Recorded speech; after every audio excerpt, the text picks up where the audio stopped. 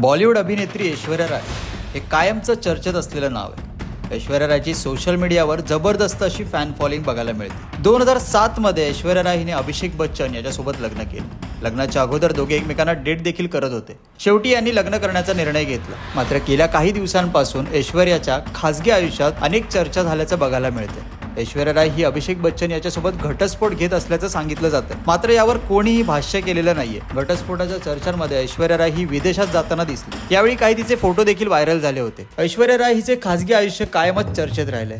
ऐश्वर्या राय हिच्यामुळे विवेक ओबेरॉय आणि सलमान खान यांच्यात जोरदार वाद बघायला मिळाले. नुसताच वादच नाही तर दोघांनीही एकमेकांवर गंभीर आरोप देखील केले होते. सार्वजनिकपणे दोघे आरोप देखील करत होते. हे दोघेही गंभीर आरोप करत होते. ज्यावेळी सलमान खान आणि विवेक ओबेरॉय यांच्यात वाद सुरू होता त्यावेळी ऐश्वर्या राय ही चित्रपटाचे शूटिंग करत होती. दोघांमधील वादाचा परिणाम ऐश्वर्या राय हिच्यावर झाला आणि थेट चित्रपटाच्या सेटवरच ती सर्वांसमोर रडत होती. गुजारिश चित्रपटाचे शूटिंग त्यावेळी ऐश्वर्या राय करत होती. ऐश्वर्या राय हिने त्यावेळी म्हटले होते की मला पाहिजे तसे मी आयुष्य जगत आहे. मी प्रार्थना करते बाकी लोकांनीही तसेच करावे. मला खरोखरच माझ्या परिस्थितीवर सोडून द्यावे. यासोबतच ऐश्वर्या रायने म्हटले होते की सलमान आणि विवेक दोघेही जे काही करत आहेत ते चांगलं नाहीये. सलमान खान याच्यावर आरोप झाला होता की त्याने ऐश्वर्याला मारहाण केली.